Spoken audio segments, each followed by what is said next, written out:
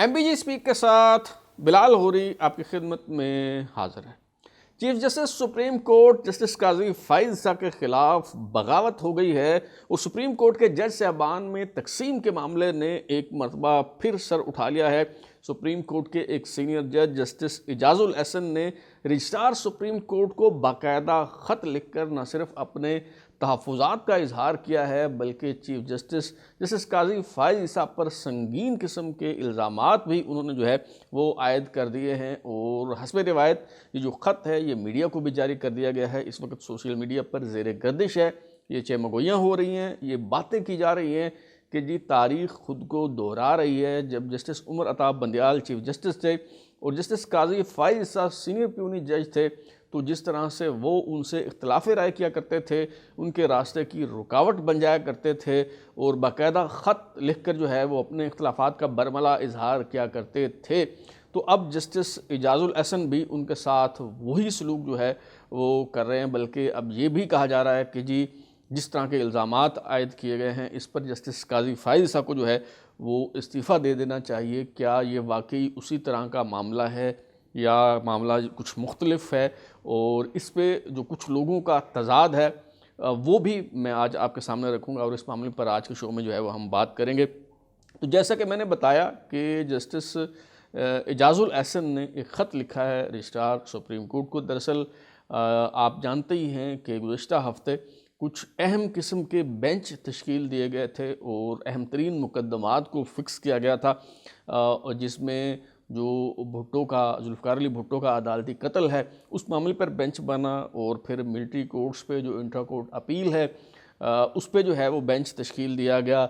इसी तरह जस्टिस मुज़ाहिर अली अकबर नकवी ने अपने उनके ख़िलाफ़ जो रेफरेंस की समाअत हो रही है सुप्रीम जुडिशल काउंसिल में उस पे उन्होंने जो दरख्वास्त दायर की है उस पे जो है वो बेंच बनाया गया था। तो इन सब अहम मामलात पर बेंचों की तश्कील के हवाले से जो जस्टिस इजाजुल एहसन ने ख़त लिखा है, जो 3 रुकनी कमेटी है सुप्रीम कोर्ट की जो है वो बेंच बनाती है, उसमें उसके मेंबर हैं justice Ijajul Ehsan. Chief justice के साथ 2 सीनियर मोस्ट जज साहबान जो है उसके मेंबर होते हैं supreme court practice and procedure act के तहत। यानी एक चीफ जस्टिस हो गए जस्टिस काजी फाइज साहब, दूसरे सीनियर मोस्ट जो जज हैं सीनियर प्यूनी जज जस्टिस तारिक मसूद हैं और तीसरे जो हैं वो जस्टिस इजाजुल एहसन हैं। तो उन्होंने जो है वो रजिस्ट्रार सुप्रीम कोर्ट को ख़त लिख के अपने तहफ़्फ़ुज़ात का इजहार किया है और संगीन नोयत के जो है वो इल्ज़ामात आयद किए हैं। और उन्होंने लिखा है कि तय ये पाया था कि मिलिट्री कोर्ट्स के ख़िलाफ़ जो दरख्वास्तें हैं जो अपील के लिए उस पर सीनियर जजेस पर मुश्तमिल 7 रुकनी बेंच बनेगा। और इस पर जस्टिस काजी फाइज साहब ने मुझसे इत्तफ़ाक़ किया था, जस्टिस इजाजुल एहसन कहते हैं, और उन्होंने कहा था कि वो दीगर जज साहबान से जो है वो इस हवाले से मशावरत करेंगे। लेकिन वो कहते हैं कि इस पे 7 रुकनी बेंच की बजाय 6 रुकनी बेंच जो है वो बना दिया गया। इस तरह वो कहते हैं कि मुज़ाहिर अली अकबर नकवी की दरख्वास्तों के हवाले से भी तय पाया था कि सुप्रीम कोर्ट के 3 सीनियर जज साहबान पर मुश्तमिल जो है वो बेंच बनाया जाएगा। और वो कहते हैं कि बेंचों की तश्कील पर उन्होंने 3 टेलीफोन कॉल्स जो हैं वो की चीफ जस्टिस साहब को। और ये भी कहते हैं कि चौथी 5वीं मीटिंग जो इस हवाले से हुई उसके मीटिंग मिनट्स उन्हें जो है वो नहीं भिजवाए गए। और वो कहते हैं कि मेरे दस्तखत के बगैर ये जो मीटिंग मिनट्स हैं ये सुप्रीम कोर्ट की वेबसाइट पर डाल दिए गए, अपलोड कर दिए गए। ये भी जो है वो उन्हें गिला और शिकवा है। और ये भी वो कहते हैं कि मिलिट्री कोर्ट्स के हवाले से 7 रुकनी बेंच बनाया जाना था लेकिन उस पर जो है वो 6 रुकनी बेंच जो है वो बनाया गया है।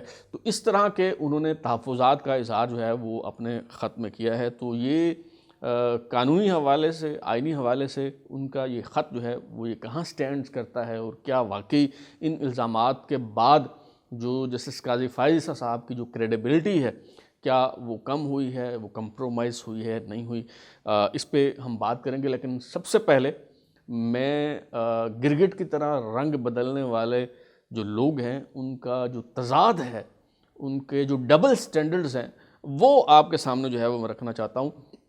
दिलचस्प बात यह है कि जो लोग कल तक जस्टिस उमर अता बंदियाल की मतलकुल अनानियत, उनकी डिक्टेटरशिप का दिफा किया करते थे और ये कहा करते थे कि चीफ जस्टिस तो जनाब मास्टर ऑफ रोस्टर होता है, उसे अख्तियार होता है बेंच बनाने का, اور اس کا اختیارات جو ہے اس حوالے سے استحقاق اور اختیار جو ہے وہ لامحدود ہے، اس پہ کوئی قدغن جو ہے وہ نہیں لگائی جا سکتی۔ یہ جو supreme court practice and procedure act ہے یہ غیر آئینی ہے، یہ سپریم کورٹ کے جو جج صاحبان ہیں اور سپریم کورٹ کے چیف جسٹس ہیں اور عدلیہ کی جو آزادی ہے وہ کمپرومائز ہو جائے گی، اس کے ہاتھ ماننے کے مترادف ہے وغیرہ وغیرہ، پتہ نہیں کیا کیا وہ جو ہے وہ دلائل دیا کرتے تھے۔ اچھا سبحان اللہ صدقے جاؤں ان کے، اب وہ نہ جانے کس منہ سے اس طرح کی باتیں جو ہیں وہ کر رہے ہیں، اور ابھی جو ہے وہ بھی کہہ رہے ہیں کہ جی دیکھیں مشاورت سے فیصلے ہونے چاہیے، دیکھیں جی یہ تو بہت غلط بات ہے کہ جسٹس قاضی فائز عیسیٰ صاحب جو ہیں وہ ہم خیال جو ہیں وہ بینچ بنا رہے ہیں، لائک مائنڈڈ ججز کو جو ہے وہ بینچوں میں شامل کر رہے ہیں، کمال کی بات ہے۔ اچھا ایک اور دلچسپ بات یہ ہے کہ یہی وہ لوگ ہیں جب جسٹس قاضی فائز عیسیٰ سینئر پیونی جج کی حیثیت سے اس وقت کے چیف جسٹس عمر عطا بندیال کے کسی فیصلے سے اختلاف کیا کرتے تھے اور اس پہ وہ خط لکھا کرتے تھے یا اس پہ اپنا موقف بیان کیا کرتے تھے، تو یہی وہ لوگ ہیں، اس میں ہمارے صحافی بھی ہیں، یوٹیوبرز بھی ہیں، اچھا اس میں وہ سیاسی ورکرز بھی ہیں اور خود جوڈیشری کے لوگ بھی جو ہیں وہ اس میں شامل ہیں۔ اچھا وہ کہا کرتے تھے کہ جی جسٹس قاضی فائز عیسیٰ صاحب جو ہیں وہ رنگ بازی کر رہے ہیں، انہیں اس طرح کا کام نہیں کرنا چاہیے وغیرہ وغیرہ، وہ سپریم کورٹ کو تسلیم کر رہے ہیں۔ اچھا وہی لوگ اب جسٹس اعجاز الحسن کو جو ہے وہ ہیرو بنا کے پیش کر رہے ہیں کہ جی دیکھیں جی جسٹس اعجاز الحسن صاحب نے جو ہے وہ کیا زبردست کام کیا ہے جی، کیا انہوں نے منہ توڑ جواب دیا ہے جی، انہوں نے تو بے نقاب کر دیا ہے جسٹس قاضی فائز عیسیٰ کو، یہ کر دیا وہ کر دیا فلاں۔ میں حیران ہوتا ہوں کہ یہ کس طرح سے گرگٹ کی طرح رنگ بدلتے ہیں، اور یہ کیسا شعور جو ہے انہیں دیا گیا ہے اور کس طرح کی تعلیم انہیں دی گئی ہے کہ جب جو موقف جو ہے وہ آپ کو سوٹ کرے بلا تعامل بغیر کسی شرمندگی کے وہ آپ اختیار کر لیں۔ یہ کس طرح کی جو ہے وہ ان کی تربیت جو ہے وہ کی گئی ہے، میں بڑا حیران ہوں۔ اور یہی وہ لوگ ہیں جو کل تک جو ہے وہ کہتے تھے کہ چیف جسٹس کے پاس اختیار ہے اور یہ جو ہے یہ چیف جسٹس کے چیف جسٹس سے جو اختیار واپس لینا ہے یہ جو ہے وہ بہت غلط بات ہے۔ اچھا اب جو ہے وہ اگر وہ فیصلہ ہو گیا ہے اور اب یہ قاضی فائز عیسیٰ صاحب کے خلاف جو ہے وہ باتیں کرنا شروع ہو گیا، یہ اسی طرح کا معاملہ ہے۔ بڑی دلچسپ صورتحال ہے کہ وہ جو ایک خاتون کہتی ہے نا کہ جی جب میں بہو تھی تو مجھے اچھی ساس نہیں ملی، اور اب جب میں ساس بن گئی ہوں تو مجھے اچھی بہو نہیں ملی۔ یعنی تب بھی جسٹس قاضی فائز عیسیٰ غلط تھے، وہ اگر اختلاف کیا کرتے تھے، اور اب اگر ان سے کوئی اختلاف کر رہا ہے تب بھی جسٹس قاضی فائز عیسیٰ ہی غلط ہے۔ سبحان اللہ، صدقے جائیں ان لوگوں کے، مطلب کیا شاندار اصولی جو ہے وہ ان کا موقف ہے۔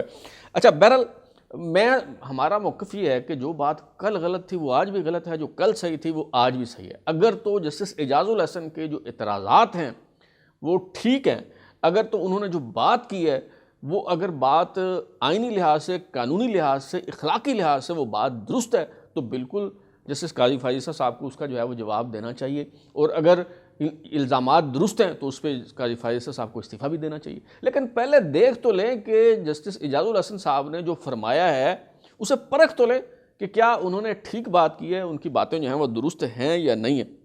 اچھا یہ صرف ان لوگوں کا المیہ نہیں ہے، یہ جو جج صاحبان اس طرح کی باتیں کر رہے ہیں ماشاءاللہ سے ان کا اپنا بھی یہی کردار رہا ہے۔ مثلا اب جیسے اعجاز الحسن صاحب کی بات کر لیں، اب کل تک جب justice Umar Ata Bandial, justice Gulzar Ahmed, justice Saqib Nisar, justice Asif سعید کوسہ جو ہے وہ ہم خیال بینچ بنایا کرتے تھے، اور اس میں ظاہر ہے کہ جسٹس اعجاز الحسن ہوتے تھے، جسٹس منیب ہوتے تھے، جسٹس مظاہر علی اکبر نقوی ہوتے تھے، تو ان 4-5 جج صاحبان کو جب وہ ساتھ بٹھا کے وہ جو مرضی فیصلے جو ہے وہ کر لیا کرتے تھے، چونکہ اس سسٹم کے بینیفیشری جو ہیں وہ جسٹس اعجاز الحسن صاحب تھے، اس لیے کل تک وہ خاموش تھے، انہیں یہ سارا معاملہ جو ہے وہ سوٹ کرتا تھا، انہیں کسی قسم کی کوئی تکلیف نہیں تھی، نہ انہیں کوئی سینئرٹی کا معاملہ تھا۔ کل تک وہ یہ بات نہیں کرتے تھے کہ جو سینئر جج صاحبان ہیں اہم ترین مقدمات میں انہیں بینچ میں شامل کرنا چاہیے، کل تک ان کا یہ مسئلہ نہیں تھا۔ لیکن آج چونکہ صورتحال تبدیل ہو چکی ہے، لہٰذا آج انہیں یاد آیا ہے کہ سینئر جج صاحبان کو جو ہے وہ بینچ کا حصہ ہونا چاہیے۔ تو یہ جو تضاد ہے، یہ جو ڈبل سٹینڈرڈ ہے، یہ یہاں بھی جو ہے وہ بدرجہ اتم موجود ہے۔ سپریم کورٹ کے یہ جو آنریبل جج جنہوں نے یہ خط لکھا ہے، جنہوں نے مسئلہ اٹھایا ہے، ان کا اپنا بھی جو ہے وہ یہی معاملہ رہا ہے۔ اچھا اب جو ہے وہ چیف جسٹس صاحب نے یعنی جسٹس قاضی فائز صاحب کو آپ یہ کریڈٹ تو دیں کہ انہوں نے اپنے اختیار کو سرنڈر کیا ہے.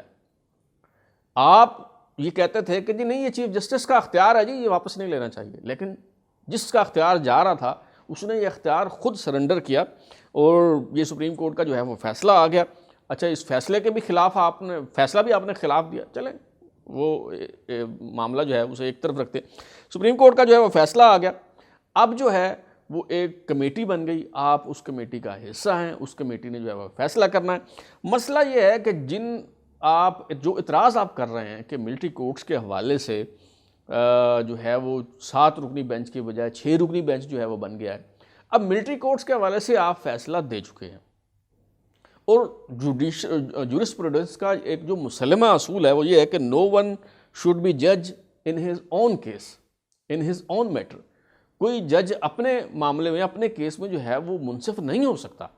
لیکن آپ نے فیصلہ بھی دیا ہے، آپ چاہتے ہیں کہ اب آپ منصف بھی ہوں، آپ ماسٹر آف روسٹر بھی ہوں. اب آپ اس پہ جو اپیلیں ہونی ہیں اس پہ آپ اپنی مرضی کا بینچ بھی بنائیں، اس بینچ پہ آپ خود بیٹھیں بھی. یہ کس طرح کا اصول ہے؟ یہ کس قاعدے اور کس قانون کے تحت جو ہے وہ آپ یہ باتیں جو ہے وہ کر رہے ہیں؟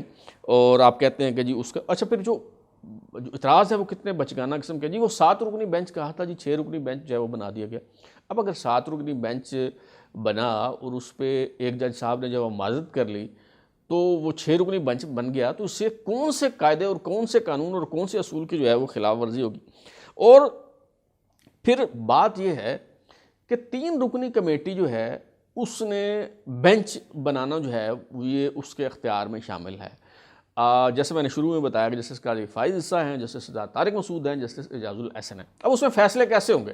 اگر ججوں کے درمیان اختلاف رائے ہو تو فیصلہ ظاہر ہے کہ فیصلہ اختلاف رائے اگر ہو تو اکثر کثرت رائے سے ہوگا، اکثریت سے ہوگا. جس طرح سپریم کورٹ کے جو بینچ بنتے ہیں اس میں بھی فیصلے اسی طرح ہوتے ہیں. یعنی 3 جج صاحبان اگر بینچ میں ہیں تو اگر ان میں اختلاف رائے ہے تو 2 جج صاحبان جس طرف ہوں گے وہ فیصلہ جو ہے وہ سپریم کورٹ کا فیصلہ کہلائے گا. اب اس پہ جو جج صاحب اختلاف کرتے ہیں وہ یہ نہیں کہہ سکتے کہ یہ فیصلہ غلط ہے یا یہ غلط فیصلہ ہوا ہے کہ جی میری بات جو ہے وہ کیوں نہیں مانی گئی، میری بات جو ہے وہ کیوں نہیں سنی گئی. ظاہر ہے آپ کو اختلاف کرنے کا حق ہے، لیکن فیصلہ تو جو ہے وہ کثرت رائے سے ہوگا. اچھا اب یہ ساری دلیلیں جو ہے یہ جب وہ مسترد ہو جاتی ہیں اور کوئی جواب باقی نہیں رہتا تو اچھا اس پہ پھر کہتے ہیں وہ جی اگر یہ یہی کرنا تھا، کثرت رائے سے فیصلے کرنے تھے تو پھر یہ اہتمام کرنے کی کیا ضرورت تھی، یہ کمیٹی بنانے کی کیا ضرورت تھی؟ جیسے سسٹم چل رہا تھا پھر چیف جسٹس اپنی مرضی سے بینچ بناتے جاتے. اللہ کے بندو کوئی عقل کی بات کرو، کس طرح کی احمقانہ اور بے وقوفانہ باتیں جو ہیں وہ آپ کر رہے ہیں. اصل معاملہ تو یہ تھا کہ ایک فرد واحد کے پاس اختیار تھا، اس کی مطلق العنانیت تھی، اس پہ پارلیمنٹ نے قانون سازی کی کہ جی یہ اختیار جو ہے جس طرح کابینہ پہ اس اصول کا اطلاق ہوتا ہے کہ وزیر اعظم اکیلے تنہا فیصلے نہیں کر سکتا، تو اسی طرح کابینہ سے مشاورت کے بعد اس نے فیصلے کرنے ہوتے ہیں. تو سپریم کورٹ سے مراد بھی صرف چیف جسٹس نہیں ہے، وہ اختیار پوری سپریم کورٹ کا ہے اور اس پہ طے پایا کہ جی ایک 3 رکنی کمیٹی بنے گی اور وہ جو ہے وہ فیصلہ کرے گی. اچھا اب آپ جس طرح کی باتیں کر رہے ہیں آپ یہ سمجھ رہے ہیں کہ شاید یہ ترتیب ہمیشہ سے ہی ایسی رہے گی، یعنی ہمیشہ ہی جسٹس قاضی فائز صاحب چیف جسٹس ہوں گے، جسٹس سردار طارق مسعود جو ہیں وہ ان سے اتفاق کریں گے اور جسٹس اعجاز الاحسن جو ہے وہ اختلاف کریں گے. وہ بھائی کل کو کسی معاملے پہ جسٹس سردار طارق مسعود اور جسٹس قاضی فائز صاحب کا اختلاف بھی ہو سکتا ہے. اگر آج ان کا اتفاق ہے، آج ہم آہنگی ہے، تو کل ہو سکتا ہے ان کی رائے کسی معاملے پہ مختلف ہو. مقصد تو یہ سسٹم بنانا تھا کل جو کہ بن گیا. کل کو نہ صرف یہ ترتیب بدل سکتی ہے بلکہ ظاہر ہے کہ یہ جو کمیٹی کے ارکان ہیں وہ بھی بدلتے رہیں گے. اور مقصد صرف یہ تھا کہ مشاورت کے ساتھ جو ہے وہ فیصلہ، اگر آپ اس پہ یہ کہتے ہیں کہ جی اتفاق رائے سے فیصلہ ہونا چاہیے جی، پھر تو کوئی فیصلہ ہو ہی نہیں سکتا. پھر تو آپ اگر اس کا اطلاق جو ہے وہ ہر جگہ پہ کریں، یعنی سپریم کورٹ کے جو بینچ ہیں اگر آپ کہیں جی وہ بھی اتفاق رائے سے فیصلہ کریں، پھر تو آپ بیٹھے رہیں انتظار کرتے رہیں، پھر تو کبھی فیصلے نہیں ہوں گے. ظاہر ہے پوری دنیا میں اسی طرح ہوتا ہے کہ فیصلے کثرت رائے کی بنیاد پہ ہوتے ہیں. یعنی اگر کچھ 4 جج ہیں، 3 جج ایک طرف ہیں، ایک جج ایک طرف ہے، تو ظاہر ہے جو 3 ججوں کی رائے ہے وہ فیصلہ کہلائے گی. اگر 3 رکنی بینچ ہے تو جو 2 ججوں کی رائے ہے وہ فیصلہ کہلائے گی. اسی طرح اس کمیٹی میں بھی جو 2 جج فیصلہ کر دیں گے وہی فیصلہ کہلائے گا. اب اس پہ جو سستی شہرت کی خاطر اعجاز الحسن صاحب نے جو ہے وہ خط نہ صرف خط لکھ دیا ہے بلکہ اسے پبلک کو جو ہے وہ جاری بھی کر دیا ہے. ٹھیک ہے، اس سے جو آپ مقاصد حاصل کرنا چاہتے تھے وہ مقاصد جو ہے وہ حاصل ہو گئے ہیں آپ کو، لیکن آئینی اور قانونی طور پہ جو خط ہے یہ بالکل یہ کہیں سٹینڈ نہیں کرتا. اس میں جو اعتراضات اٹھائے گئے ہیں وہ بالکل بے جا ہیں، بے بنیاد ہیں. اپنے فورم پہ وہ ڈٹ کر اختلاف رائے بھی کر سکتے ہیں اور اپنی رائے بھی جو ہے وہ دے سکتے ہیں، لیکن ظاہر ہے فیصلہ جو ہے وہ کثرت رائے سے ہوگا. تو یہ میرے خیال میں اس کا ماضی سے موازنہ کرنا جو ہے وہ بالکل جو ہے وہ درست نہیں ہے. اور آپ یہی جو جسٹس اعجاز الحسن صاحب ہیں، آپ کو یاد ہوگا ایک تو دا نیوز میں رپورٹ جو ہے وہ ایک شائع ہوئی تھی، وہ آپ اٹھا کے دیکھ لیں، آپ کو اندازہ ہو جائے گا کہ ثاقب نثار صاحب کا دور ہو، عمر عطا بندیال صاحب کا دور ہو، جتنے بھی اہم سیاسی نوعیت کے فیصلے ہوئے ان میں سے ہر دوسرے بینچ میں جسٹس اعجاز الحسن صاحب جو ہے وہ بیٹھے ہوتے تھے. کل تک یہ اس کے جو ہے وہ بینیفیشری ہوتے تھے. اچھا، پھر عمر عطا بندیال صاحب کے دور میں آپ کو یاد ہوگا ایک آفس آرڈر جو ہے وہ سپریم کورٹ کی طرف سے ہوا تھا کہ جی یہ عہدہ بھی جو ہے یہ بھی اعجاز الحسن صاحب کے پاس ہے، یہ بھی اعجاز الحسن صاحب کے پاس ہے، یہ بھی اعجاز الحسن صاحب کے پاس ہے. تو اصل مسئلہ یہ ہے کہ اعجاز الحسن صاحب جو ہیں وہ اسی دور کی یاد انہیں ستاتی ہے اور وہ جو ہے وہ چاہتے ہیں کہ وہی دور جو ہے وہ واپس لوٹ آئے. اور یہ جو ان کو ہیرو بنا کے پیش کر رہے ہیں، ان لوگوں کا مسئلہ یہ ہے کہ ان کا اختلاف، ان کا اتفاق کسی اصول کی بنیاد پہ نہیں ہے، بلکہ وہ اصولوں کو اپنے حق میں استعمال کرنا چاہتے ہیں اور صرف اسی اصول کو وہ پک اینڈ چوز کرتے ہیں جو انہیں سوٹ کرتا ہو. اب تک لیے اتنا ہی.